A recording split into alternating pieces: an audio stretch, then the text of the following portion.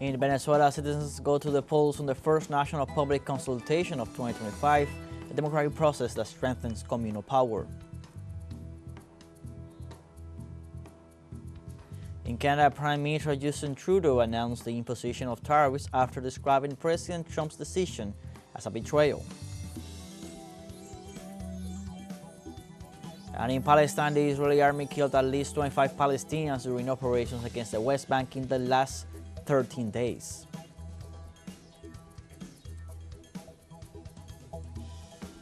Hello, welcome from the South. I'm Luis Alberto Matos from teleSUR Studios in Havana, Cuba. We begin with the news. In Venezuela, the first national public consultation of 2025 is currently underway. Venezuelans go to the polls to choose the projects that their communities need. The Minister of Communes, Ángel Prado, informed that there are more than 36,000 projects nominated for the Sunday's voting, where more than 5,000 will be elected. The remaining projects will also have the opportunity to be developed. All the proposals were discussed by the communities themselves in open assemblies. The more than 1,100 parishes in the Bolivarian nation go to the 5,245 electoral centers to cast their votes on these community-driven initiatives.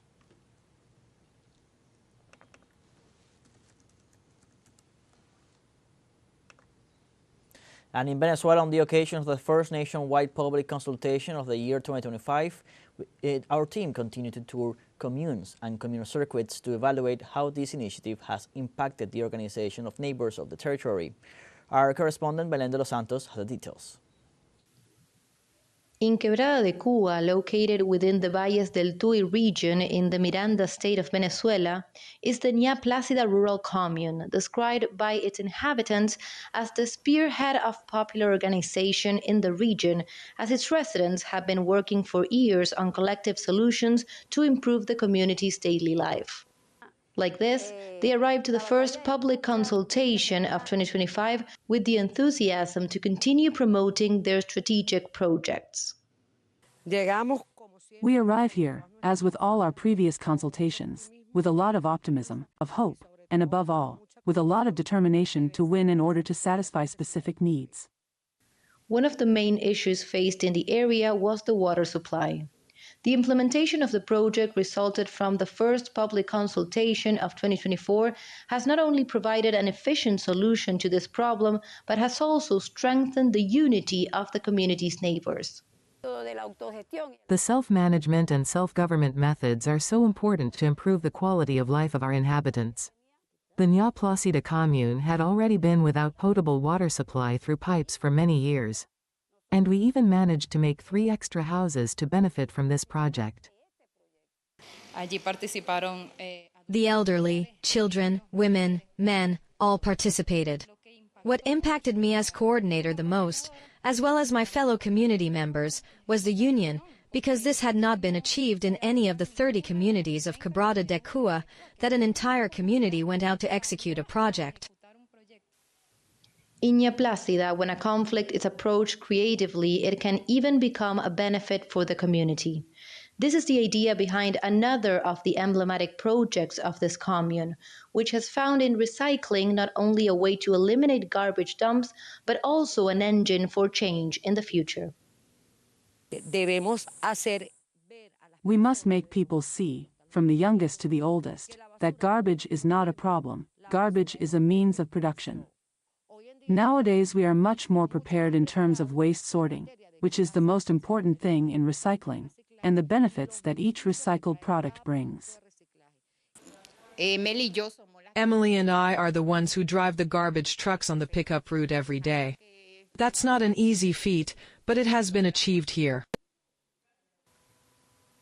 From the provision of basic services to the promotion of culture as a means of transformation. Through collective action, the commune members of Quebrada de Cuba have found a way to build effective responses on a daily basis, convinced that they are on the right path. Everything we propose here in the commune is being achieved. And it will go on like that, because we will not stop pursuing that goal. And this is the way, hand in hand with the people's power. Belén de los Santos, Denis Sarabí, for teleSUR, Quebrada de Cuba, Venezuela. In Brazil, Hugo Mota was elected President of the House of Representatives, while Davi Alcolumbre was elected President of the Senate.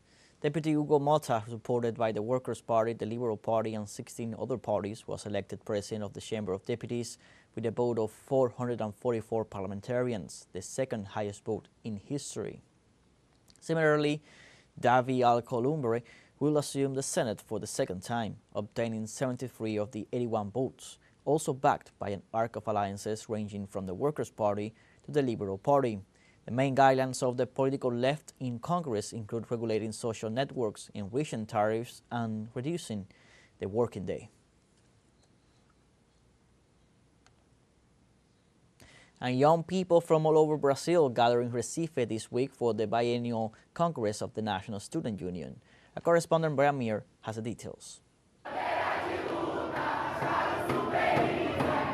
Thousands of students traveled in bus convoys from across Brazil to Recife this week for the biannual Congress of the National University Students Union, or UNI. After a series of debates on the political conjecture and cultural exchange activities, they held an assembly where they voted on their priorities for the next 2 years. In addition to school reforms, they agreed to fight for a tax on large fortunes and an end to the 6-day work week.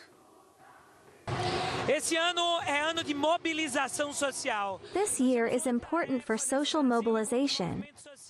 The social movements have a task to do, and the National Students Union is rising to the challenge, which is to block the right-wing extremist agenda that punishes the working class and the Brazilian people. A classe trabalhadora e o povo brasileiro. Founded in 1937, the UNI is one of Brazil's largest and oldest social movements.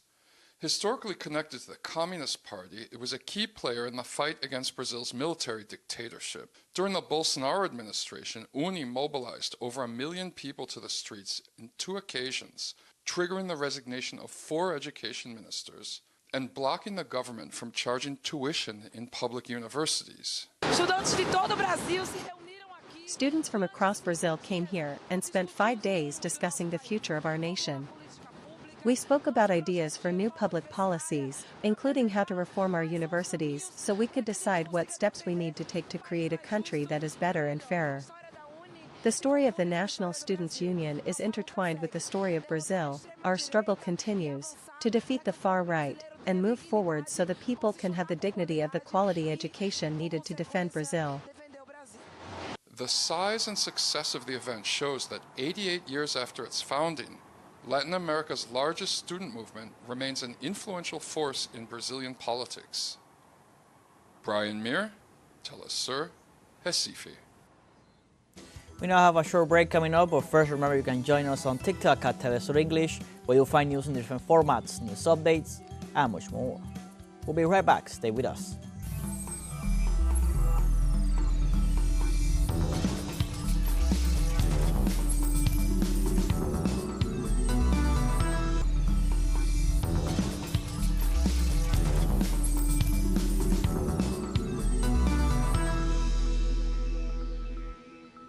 Welcome back. Canadian Prime Minister Justin Trudeau announced the imposition of tariffs after describing President Trump's decision as a betrayal. The Premier gave an extensive account of Canada's gestures of solidarity with the United States and recalled the previous agreements in force. The Canadian Chamber of Commerce also reacted to the White House's decision, calling it deeply disturbing. The head of government also announced alliances with Mexico, its other teammate partner, and explained the first round of impositions on the United States.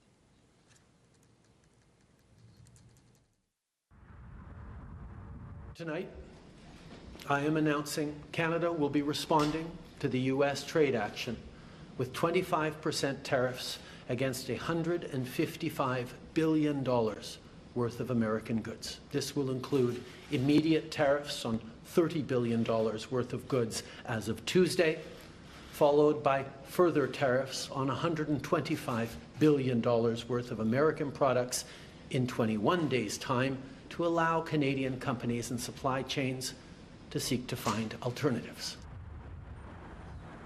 And the Bolivian government handed over new homes to the residents of indigenous communities of the Oruro department. The president of Bolivia, Luis Arce, delivered Saturday dignified buildings that replaced the small houses of adobe and thatch roof. The head of state announced that soon other houses will be assigned as part of the plan to improve the living conditions of the indigenous families. Arce's administration plans to invest over $1.28 million for indigenous autonomous communities of Urushipaya.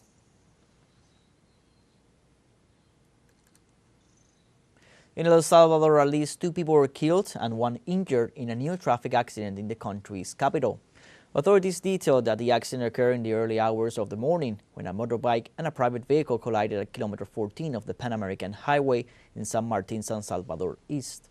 It should be noted that the National Civil Police reported that so far in 2025 there have been 1,482 accidents, of which 82 people have died and 937 have been injured. In response to the increase in these accidents, the controls established in the traffic regulations approved in December 2024 have been increased, including the application of photo fines and other enforcement measures.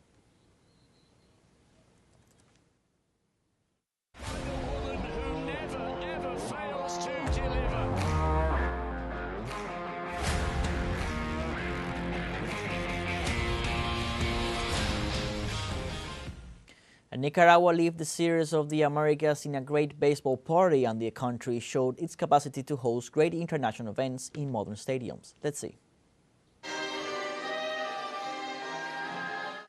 For the first time, Nicaragua hosted the Series of the Americas International Tournament, an event that brought together teams from Argentina, Cuba, Curacao, Panama, Colombia, and the host country, Nicaragua.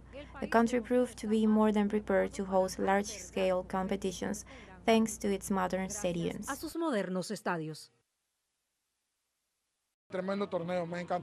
What a tremendous tournament. I have loved more than anything the reception and the treatment that the country of Nicaragua has given me. Truly, what a tremendous tournament. Very good level of the teams that are here.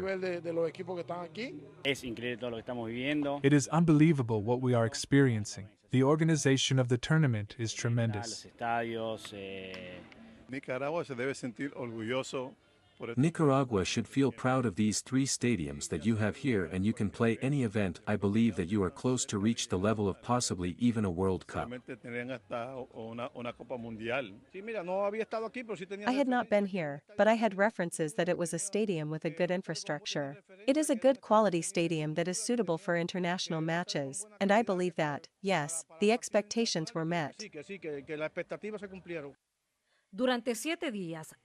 For 7 days, the teams competed in an atmosphere of excitement and high level of sportsmanship. The Metropolitan Eagles of Panama were crowned champions for the first edition of the Series of the Americas.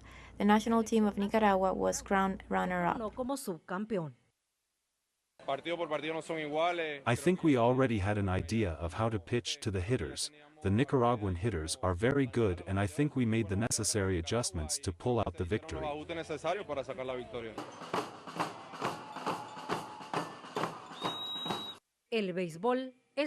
Baseball is considered the king sport in Nicaragua due to its popularity and the massive turnout of fans in the country's new and modern stadiums. I think that something very nice about this country is that the countries that come here will speak well of Nicaragua for having stadiums like this one. The government is building stadiums in which we as former players would have liked to play. Unfortunately, we couldn't play in these stadiums. But the new generation is acquiring these new stadiums. They already look at us with respect, and that is the objective, because baseball in Nicaragua reaches the top, to occupy the first places in Latin America.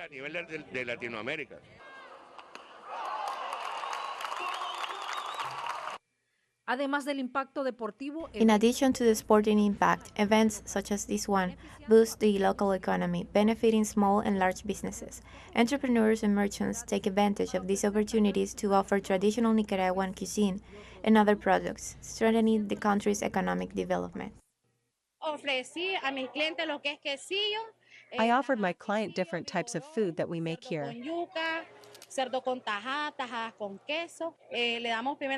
First of all, we thank God and the people who support us as the good government that has come to make this stadium nice and beautiful, and also this favor that we bring a livelihood to our family. In recent years, the Sandinista government has invested more than 142 million US dollars in the construction of sports infrastructure, consolidating Nicaragua as a benchmark in the organization of international events. Kenia Doña, teleSUR, Nicaragua. We have a second short break coming up, but before we invite you to visit our YouTube channel at teleSUR English. There you'll be able to rewatch our interviews, top stories, special broadcastings, and more. Hit the subscribe button and activate the notification bell to stay up to date on the world's most recent events. Final short break, don't go away.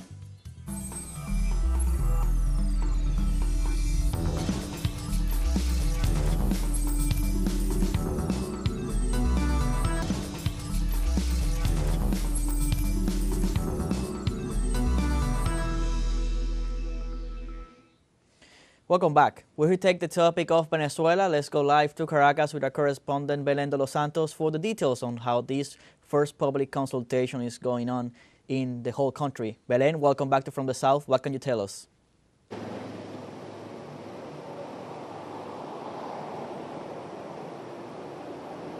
Hello, Luis. Exactly as you were saying, we're right here in Caracas. We are at the El Paraíso parish in the western part of the city, and as you were just saying, the public consultation is still underway.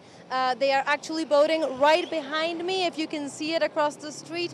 This is one of the schools of this communal circuit in which the neighbors are coming here to vote, and we have been telling you throughout the day a little bit more about this experience, not just the numbers that you went over before we started this conversation, but also really what is happening in one of these communes and what is this public consultation for. So let me tell you a little bit about this parish in El Paraíso that we're here. This communal circuit, for example, in the past public consultations, they voted on a project to finance the repairment of different elevators in the different buildings of the community. Let's keep in mind that this is a community that has a lot of elderly people and a lot of very tall buildings, and that when an elevator is not working, for example, this harshly affects the day-to-day life of the community. So the neighbors decided to put that funding on that repairment, and actually over 14 elevators have been repaired in the past month with this funding from last year. Also, that project, the continuing of that project is also up for voting today in this third consultation since these consultations began.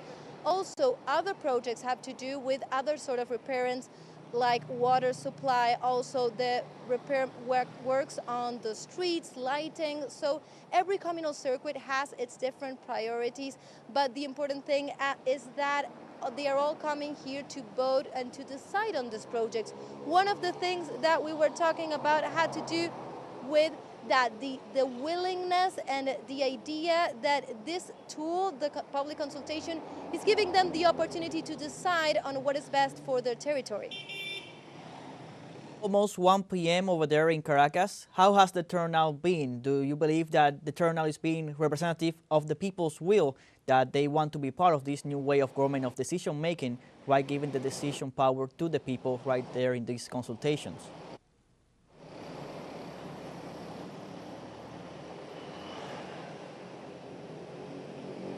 So exactly as you were saying, you know that we have been here throughout Caracas at different neighborhoods since very early in the morning. It's past noon already, and the turnout is very significant in many of the schools. I don't know if you can see the line from here, but we have like one block of line that has been constant for the past 40 minutes that we have been here, and the people keep on coming and the line is moving. So some of the neighbors and also the leaders of the communal circuit were telling us that they were very impressed and also very happy about the participation. And also one important thing to keep in mind that I wanted to share with you and our audience is that they are highlighting the importance of this participation tool as a means to also overcome, for example, the political polarization. and that not the participation has to do not with a political affiliation, but just with the willingness to come together and decide on concrete issues regarding each territory. And that is very important, and that is one of the key also elements and objectives of the tool, such as this public consultation. So that has been a very positive turnout in this sense. Thank you, Belen. We're going to stay in touch for upcoming news brief to keep updated on everything that is happening this important day for the Venezuelan people. For now, let's move on to other news, moving to the region of Palestine.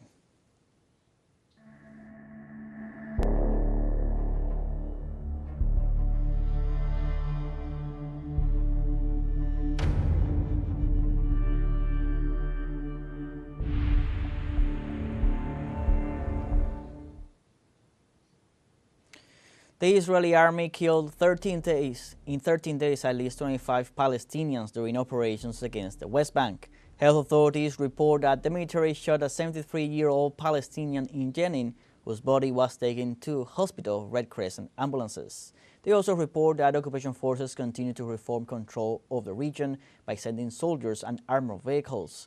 At the same time, Israeli forces escalate the demolition of structures in several areas of refugee camps.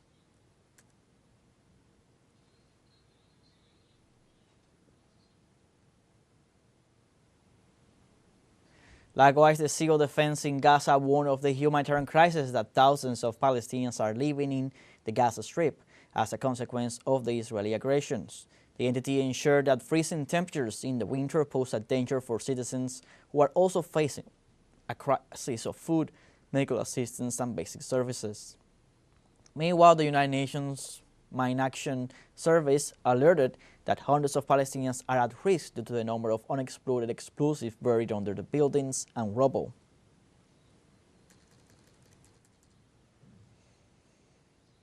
And Russia denounces as a war crime the attack perpetrated this Saturday by Ukrainian forces against a boarding school in the Russian city of Sudzha.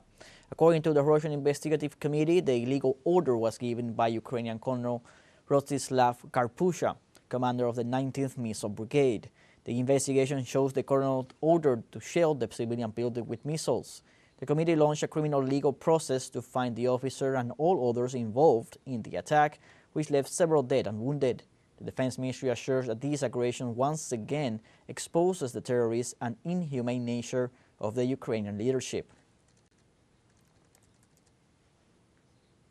Like this, we have come to the end of this news brief. Remember, you can find these and many other stories on our website at telesurenglish.net. So join us on social media, Facebook, X, Instagram, Telegram, and TikTok. For Telesur English, I'm Luis Alberto Matos. Thank you for watching.